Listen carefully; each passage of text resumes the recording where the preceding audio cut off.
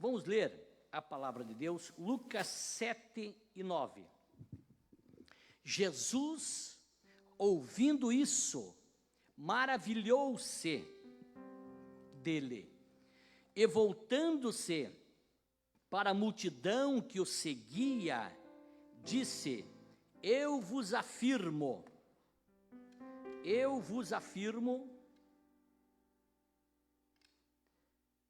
que nem mesmo em Israel encontrei tamanha fé. E voltando para casa, os que haviam sido enviados encontraram o servo com saúde. Meus queridos irmãos, esse texto que fizemos leitura, ele faz parte de um contexto, de um milagre que Jesus realizou na vida do servo do centurião de Cafarnaum. Agora veja bem, o versículo que nós fizemos leitura vai falar, irmãos, que Jesus, ele se maravilha com a fé daquele centurião. Olhe bem, meus irmãos, esse milagre que Jesus realiza, cronologicamente falando, ele é o 10º milagre efetuado pelo Senhor Jesus Cristo.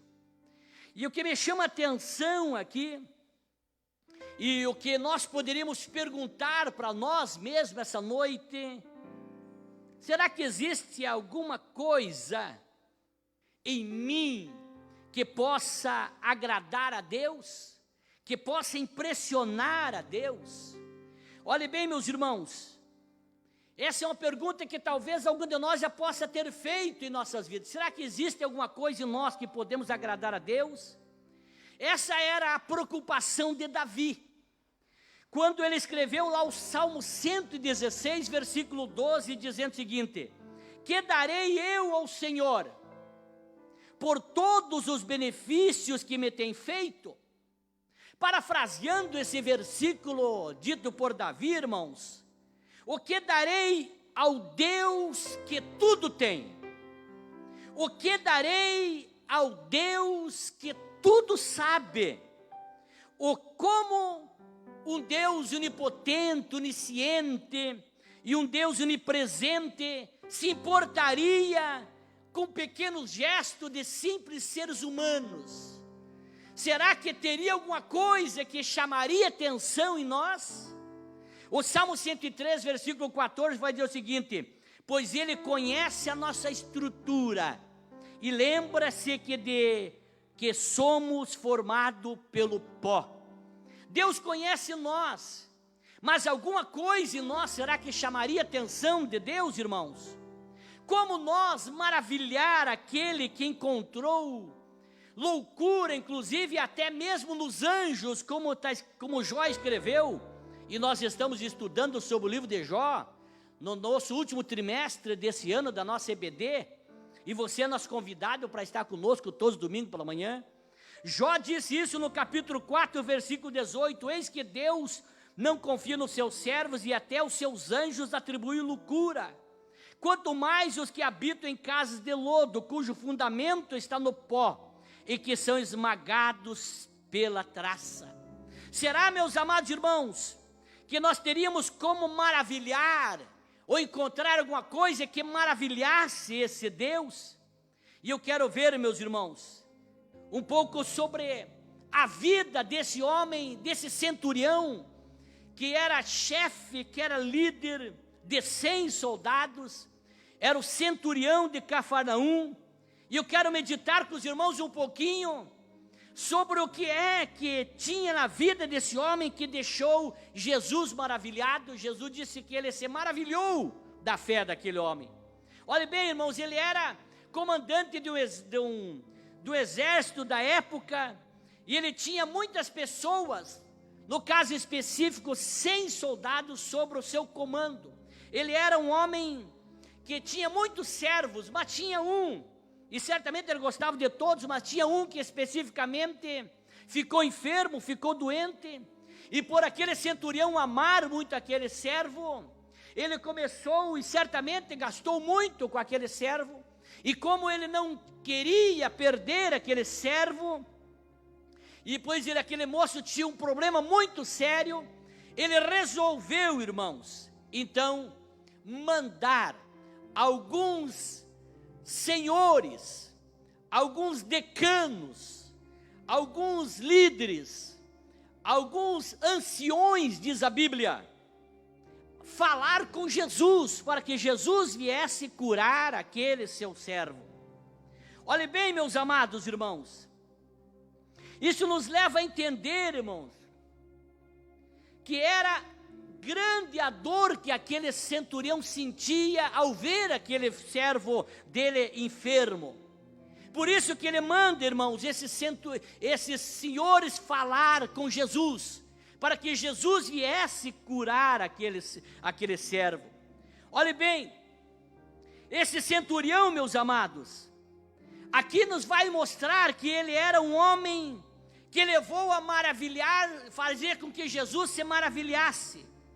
E Jesus, irmãos, ele não se maravilha por qualquer coisa. Nós, às vezes, irmãos, se impactamos, se empolgamos, se maravilhamos com alguma visão, com alguma imagem, alguma coisa, algum ato de alguém, se já se maravilhamos. Mas para maravilhar Deus, irmãos, não é qualquer coisa. Mas que tipo de gente, irmãos, deixa Jesus maravilhado? E é sobre isso que eu quero, mais uma vez, refletir com os irmãos. Que tipo de pessoa que deixa Jesus maravilhado? Primeiro tipo de pessoa, são aqueles que ouvem falar dele, de Jesus, e movem-se em direção a Jesus. O versículo 3 do capítulo 7 vai dizer: o centurião, pois, ouvindo falar de Jesus, enviou-lhes uns anciões dos judeus a pedir-lhes que viessem curar o seu servo. Aquele centurião ouviu falar de Jesus, e logo que ele ouviu, moveu os seus pés, mas em direção da voz que ele ouviu, em direção de quem ele havia ouvido falar. Então Deus se maravilha com aqueles que ouvem falar dele e seus passos caminham em direção a Jesus. Você que tem ouvido falar de Jesus, os teus passos têm caminhado para mais próximo dele ou caminhado para mais longe dele? O Jesus se maravilhou com aquele homem porque ele ouviu falar de Jesus e os seus passos já se dirigiram para ele. É preciso, irmãos, nós conectar os nossos ouvidos aos nossos passos, para que nós possamos, meus irmãos, nós caminhar em direção da voz que ouvimos, que é a voz do nosso Deus. Vamos ver o que o apóstolo Paulo escreve lá em Romanos capítulo 10, versículo 14. Como, pois, invocarão aquele a quem não creram? E como crerão naquele de quem não ouviram falar? E como ouvirão se não há quem pregue? E como pregarão se não forem enviados? Assim como está escrito: conformosos os pés dos que anunciam coisas boas, mas nem todos deram ouvidos ao evangelho. Pois Isaías diz: Senhor, quem deu crédito à nossa pregação? Logo, a fé vem pelo ouvir, e ouvir pela palavra de Cristo.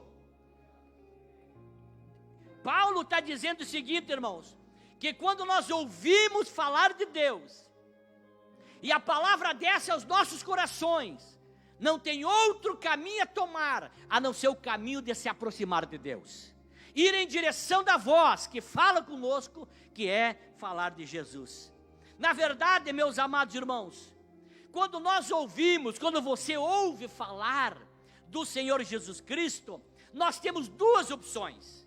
A primeira é crer na palavra que é pregada e ter a vida transformada. Essa é a primeira opção que nós temos. A segunda opção que nós temos ao ouvir falar de Jesus é nós não crer e ficar na mesma situação, com a mesma vida, indo de mal a pior. Porque a Bíblia diz que aquele que tira Jesus dos seus planos, do seu projeto, declina o caminho desse alguém. Aquele que tira Deus dos seus sonhos, dos seus objetivos da vida, o caminho desse alguém declina, vai de mal a pior. A Bíblia vai nos dizer, irmãos, que o caminho para o homem, para muitos, o caminho para o homem é o caminho perfeito, o caminho correto, mas a Bíblia afirma que o fim deles é um fim do mal, é um fim terrível, porque a vida sem Deus é uma vida vai de mal a pior. Olhe bem, meus amados, às vezes nós nos preocupamos até mesmo em embelezar a nossa mensagem com um linguajar impactante, trazer argumentos para influenciar na pregação, para tentar atingir os corações, mas tudo isso é inútil se ao ouvir a voz da palavra de Deus, nós direcionar os nossos pés para o outro caminho.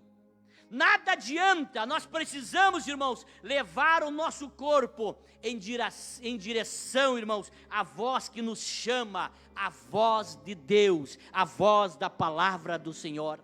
Foi isso que aconteceu com Jairo. Jairo ouviu com seus ouvidos, creu com seu coração e confessou com a sua boca, e ele foi ao encontro de Jesus com os seus pés. E o resultado, o milagre aconteceu na vida de Jairo. Não basta nós ouvir, se nós não crermos com o coração e com a boca não confessarmos, e nós não irmos ao encontro do Senhor, o milagre não acontece na nossa vida. A Bíblia diz que não devemos ser ouvintes esquecidos, mas ouvintes praticantes da palavra do Senhor. Por isso essa noite, não basta nós ir na igreja, não basta nós ser religioso, não basta nós ouvir inúmeras pregações, se essas pregações nós não dar um lugar para ela no nosso coração, e nós crer na palavra do Senhor. Louvado seja o nome do Senhor. A lista, meus irmãos, é grande. A mulher do fluxo de sangue, Zaqueu, irmãos, e tantos outros ouviram a voz e foram em direção a Jesus, e o milagre aconteceu na vida deles. Mas infelizmente, irmãos, nós temos aqueles como o jovem rico, que quando ouve a instrução vinda de Jesus, os seus pés, eles se dirigem no caminho oposto. E até, meus irmãos, hoje é lembrado de maneira negativa o jovem rico. Apesar de todos os seus predicados positivos, ele é visto com um olhar negativo. Por quê? Porque ele ouviu Jesus, mas os seus pés caminharam o oposto disso.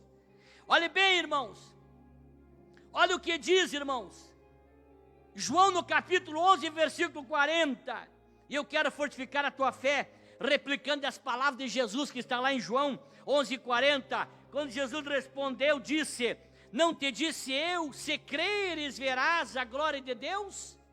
Ou seja, se você que ouve a minha pregação essa noite, que não é uma pregação filosófica, não é uma pregação de doutrinas ou de filosofias humanas, não, mas uma pregação bíblica, se você crer, você verá a presença, a glória, a manifestação de Deus na tua vida. Marcos 9:23 vai dizer o seguinte, ao que ele disse Jesus: se poderes crer, tudo é possível ao que crer. A Bíblia vai dizer, irmãos, que sem fé é impossível agradar a Deus. Por isso que aquele que se aproxima de Deus, creia que Ele existe e é galardoador de todos aqueles que o servem. A fé se torna, meus amados irmãos, imprescindível para quem quer servir a Deus. Porque fé, irmãos, não é coisa palpável. Fé não se comprova no laboratório. Fé é nós crer para ver. Fé, meus amados irmãos, é nós crer no impossível, no invisível. E nós, ouvindo Deus, nós temos que crer no Senhor. Olhe bem que contraste está, irmãos, escrito em Marcos 6:5. E não podia fazer ali nenhum milagre, a não ser curar alguns poucos enfermos, impondo-lhes as mãos. admirou-se da incredulidade deles. Em seguida percorria as aldeias circunvizinhas ensinando. Olhe bem, irmãos, esse centurião de Romanos, que era da corte romana, ele deixou Jesus maravilhado por tamanha fé. Mas agora, irmãos, os patrícios, os da mesma terra de Jesus, irmãos, eles deixaram Jesus admirado por tamanha falta de fé. O centurião romano impressionou Jesus pela sua fé, mas os patrícios de Jesus, da sua terra, da sua gente, a Bíblia diz que Jesus não pôde realizar muitos milagres, conforme eu li, e a Bíblia vai dizer que o profeta na sua terra não tem honra. Jesus não pôde realizar por causa da pequena fé, da pouca fé das pessoas. Ou seja, irmãos, Deus está disposto a operar em nossas vidas maravilhas, bênção de Deus. O que é que impede? Não é Deus, é minha pouca fé. É tua pequena fé que impede de Deus operar na tua vida. Sabe quem mais deixa Jesus maravilhoso, irmãos? Maravilhado? Além daqueles que ouvem a sua voz e se aproximam dele? Qual é outro tipo de pessoa que deixa Jesus maravilhado? Quem tem um bom testemunho. Jesus se maravilha com quem tem um bom testemunho. O versículo 4 vai dizer: e chegando ele junto a Jesus, rogava-lhe com insistência, dizendo, é digno de que lhe concedas isto, porque ama a nação, e ele mesmo nos edificou a sinagoga. Ou seja, meus irmãos, esses anciãos que chegaram junto de Jesus, rogando a Jesus, com insistência, para que Jesus operasse o milagre no servo do centurião, e os anciãos deram bom testemunho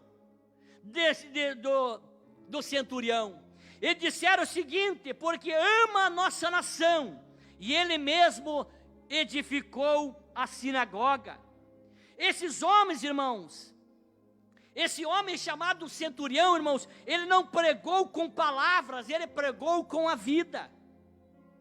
Aqueles anciãos chegaram para Jesus e disseram: esse homem tem um bom testemunho de vida, ele vive uma vida, ele prega com a vida. Eu tenho dito nos meus sermões por aí, que o sermão que o mundo ouve não é o que eu prego, é o sermão que eu vivo. É o sermão que eu vivo. A Bíblia que o mundo lê não é a Bíblia física, é a Bíblia que eu pratico. Esse centurião era um homem que tinha bom testemunho, e Deus se agrada com quem tem bom testemunho. Se maravilha, Jesus se maravilhou por causa do bom testemunho do homem. Ele construiu uma sinagoga e nunca pregou na sinagoga, mas construiu para que os outros pregassem.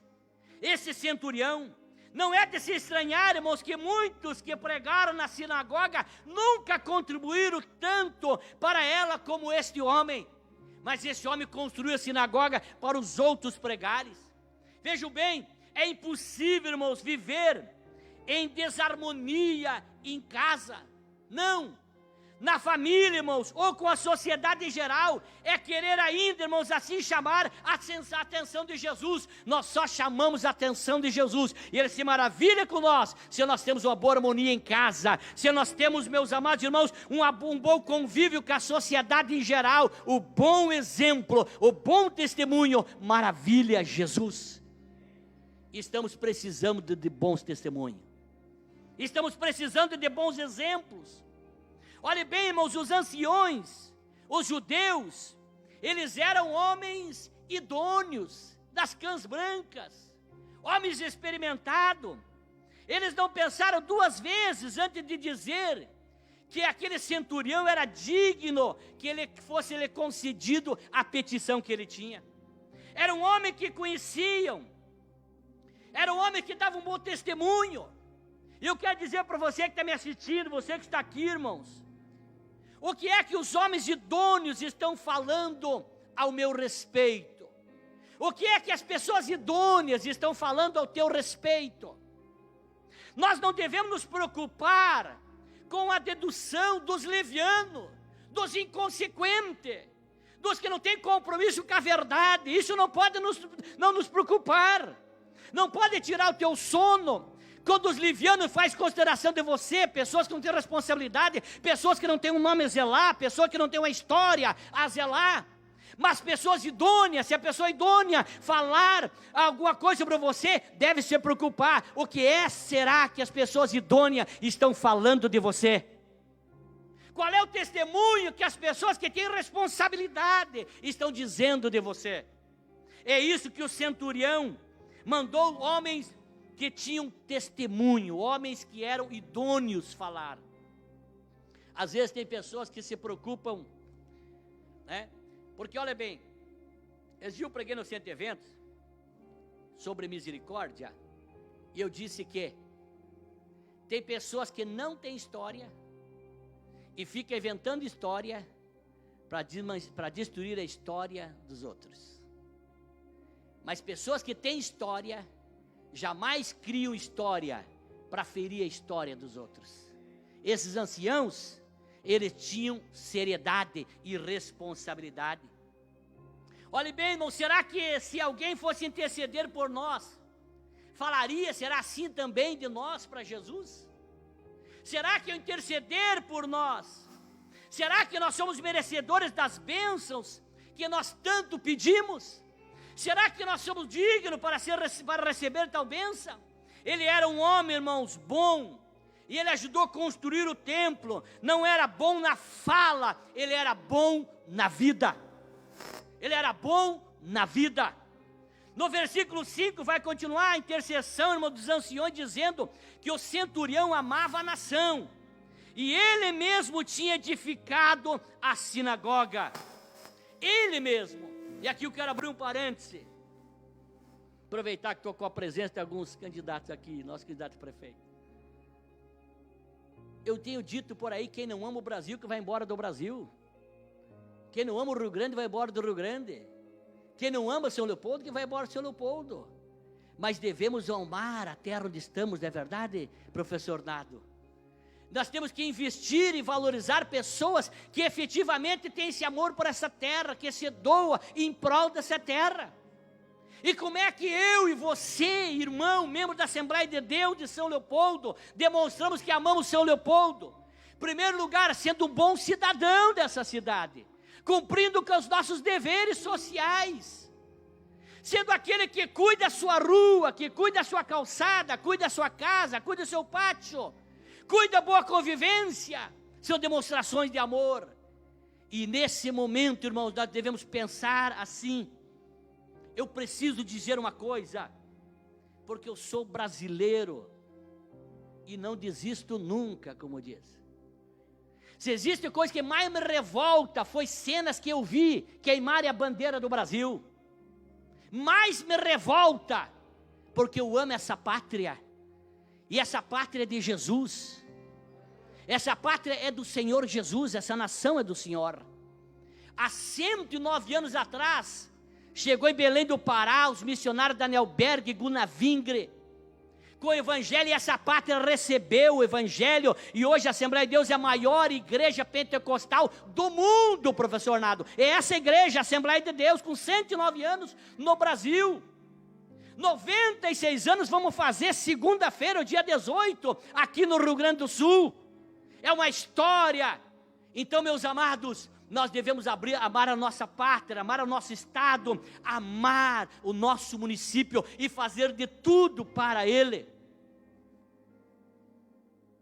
Eu preciso abrir um parênteses aqui, logo eu vou ter que me encaminhar para o encerramento, porque a igreja, a pregação também tem a ver com a vida social. Eu morava em Arroio do Meio e dava seguida enchente. Morei em Esteio e seguida dava enchente. Aqui não convivi, porque já não tinha mais enchente aqui. E o que é que trancava os bueiros? Os estofados, os fogão velho, e tantas outras coisas, cama, e tantas coisas, que joga no lixo, sem ter um local certo para descarte. E aí tranca os bueiros da enchente, e depois culpa-se o prefeito, culpa-se as autoridades. Pode ter sua parcela, sim, não quero isentá-los, não. Mas quero dizer que muitas coisas somos nós culpados e não amamos, não fizemos a nossa parte. Aleluia. Mas que Deus nos ajude a amar, irmãos, a nossa nação. Aquele homem impressionou Jesus porque ele amava a nação e amava a igreja. Quem ama a igreja, irmão, faz algo por ela, não defama ela. Quem ama a igreja faz algo em prol dela, não defama ela. Jesus se maravilhou para que aquele homem fez alguma coisa pela igreja. Nós vivemos em dias, irmãos, e permita-me, e desculpe-me os visitantes que estão conosco, que muitas vezes não são quem não é da igreja que difama a igreja, são quem está dentro, que se sente às vezes prazeroso em compartilhar, em publicar falhas que de fato existem na igreja. Por quê? Porque a igreja não é feita de anjos, não é feita de homens perfeitos, a igreja é feita de homens falhos que erram. Mas aqui é a oficina do Nazareno, onde Deus trabalha, onde Deus vai aperfeiçoando. E a Bíblia diz que aquele que iniciou a boa obra, Ele a aperfeiçoará. Quando encontrarmos na nossa igreja problema, defeito, qual é o caminho? É nós ir para a oração e dizer: Deus, o Senhor é o Deus que conserta, o Senhor é o Deus que transforma, o Senhor é o Deus que muda. Preciso citar mais uma frase do ex-presidente dos Estados Unidos, agora me fugiu o nome para mim não. Ele diz o seguinte: não pergunte o que a nação pode fazer por você. Se alguém lembrar o nome do que disse a frase, me ajude. Mas pergunte o que você pode fazer pela nação. John Kennedy, essa célebre frase. Não pergunte o que a nação pode fazer por você, mas pergunte o que você pode fazer pela nação. Eu transporto para a igreja. O que é que você pode fazer para melhorar a igreja? O que é que você pode fazer? Porque pode cuidar, irmãos. Anote o que eu estou dizendo, anote. Põe na tua anotação aí. Quem menos faz é o que mais critica. Quem nunca fez é o que mais critica. Mas quem mais faz não tem tempo de criticar. Ele gasta o tempo fazendo, tentando melhorar, tentando fazer algo melhor. Jesus se impactou, se maravilhou com aquele homem, ele amava a igreja. Ame a tua igreja. Foi aqui que Jesus te salvou. E permita abrir mais um parêntese aqui. Foi aqui que a igreja, olhe bem, irmãos, a maior injustiça que eu considero, Rodrigo, é quando nós se convertemos, viemos para cá, muitos vêm para cá cheirando cachaça, álcool, adultério, com a família destruída, no descaminho da vida. Mas chego aqui, encontro com Jesus, tomo um banho da graça, são lavados, encontram um homem simples, mulheres simples, mas comprometidos com Deus, pegam ele, pegam ela, o ensinam, discipulam. Quando começam a pregar, não sabem pregar nada, mas a igreja está ali para ouvir, está ali para dar glória a Deus, para incentivar. Quando vem para tocar, não toca nada, mas quando a igreja está ali tendo paciência, porque vai aprender a tocar. Quando vai cantar, canta desafinado, não entoa. Mas a igreja está ali, vamos ajudar, vamos apoiar, vamos glorificar Deus para apoiar Ele. Quando aprende a tocar, vai tocar nas outras igrejas. Quando aprende a tocar, quando não vai tocar nos bailões. Quando aprende a cantar, daí tem outras igrejas que presta. Quando aprende a pregar, daí tem outros altares que é mais interessante. É injustiça. Eu preguei isso no AEBO do ano passado, fazendo crescer o lugar que te faz crescer. É injustiça. Quem é que teve paciência? Porque os nossos crentes, irmãos, permita-me eu ser sincero, são buscados por tantos que nunca souberam o que é ganhar uma alma, mas vem aqui pegar prontinho, preparadinho, já dando dízimo, dando oferta, e aí quem buscar, com slogan, quero ganhar alma, minha visão é o reino, mas vão nas nossas congregações, mandam mensagem para os nossos membros, vão visitar os nossos membros. Qual é o slogan esse? É pescar no aquário, porque quer pegar pronto, mas alguém pagou um preço, Eliseu. Alguém teve que chorar de madrugada, alguém teve que ter paciência, teve que ir de novo lá, teve que ir de novo na casa, teve que ligar, teve que insistir. Aquele que ama a igreja impacta Deus. Correu as horas, eu encerro dizendo, outro tipo de pessoa que impacta Deus, os humildes. Olhe bem o versículo 6 e 7. Ia, pois, Jesus com ele, mas quando já estava perto da casa, enviou um centurião, uns amigos, a dizer-lhe: Senhor, não te incomodes, porque não sou digno de que entres debaixo do meu telhado. Por isso nem ainda me julguei digno de ir à tua presença. Dize, porém, uma palavra, e seja o meu servo curado. Era o centurião, um homem, irmãos, que tinha um nome, mas ele não queria ser tratado com diferenciação.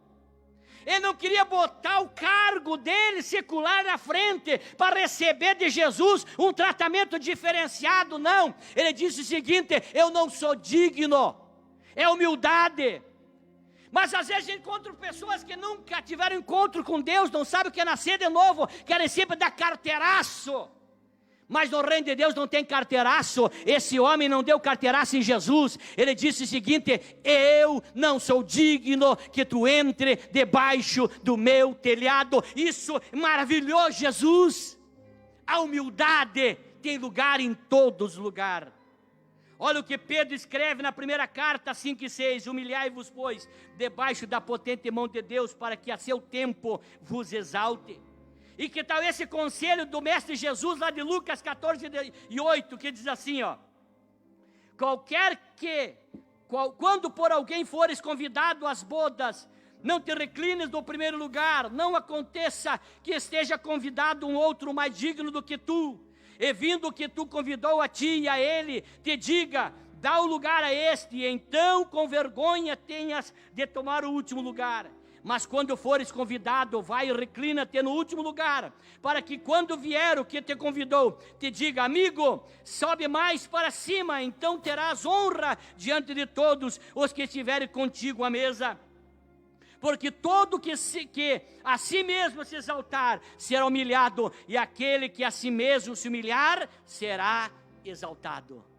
Provérbios 15 e 33 para me orar. O temor do Senhor é a instrução da sabedoria, e diante da honra vai a humildade. Você coloca em pé. Quantas pessoas, irmãos, perderam o seu senso crítico? Quantas pessoas? Muitos já não se importam com a vida que levam.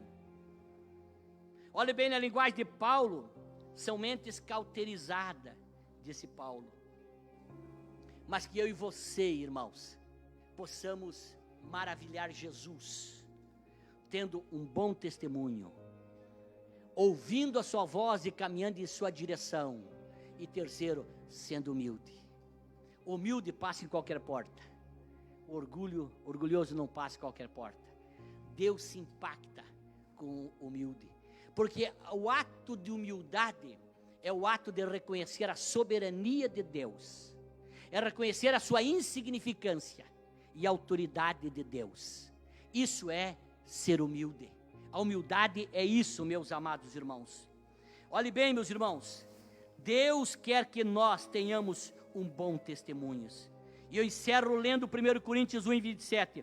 Pelo contrário, Deus escolheu as coisas loucas do mundo para confundir os sábios. E Deus escolheu as coisas fracas do mundo para confundir as fortes. E Deus escolheu as coisas ignóbeis do mundo e as desprezadas e as que não são, para reduzir a nada as que são, para que nenhum mortal se glorie na presença de Deus.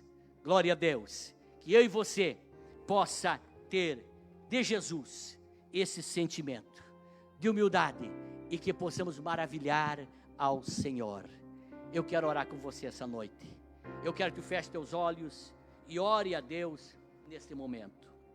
Querido Deus e amado Pai, eu quero te louvar nesta noite, Pai, na beleza da tua santidade. Eu quero te exaltar por esta palavra. Senhor, nós precisamos da tua graça para que alguma coisa o Senhor se maravilhe em nós. Ajude, Deus, que sempre que nós ouvimos a Tua voz, os nossos pés caminhem em Tua direção. Senhor, que nós possamos ter um bom testemunho. Senhor Jesus, que nós possamos, Mestre querido, ser humilde, ser crente, temente a Ti. Eu quero rogar a Tua bênção sobre a Tua igreja, sobre a Tua noiva, sobre o Teu povo. Eu quero que a mão ensanguentada no Calvário esteja sobre a Tua igreja, nos ajudando, Senhor, a te servir cada dia melhor. Deus, que a bênção do Senhor esteja sobre a vida de cada um. Pai Santo, Pai Eterno, é no nome maravilhoso do Senhor que eu oro, que eu ministro, Senhor, a bênção sobre cada um dos Teus filhos. Pai, em nome do Senhor, eu oro e abençoo a Tua igreja. Amém.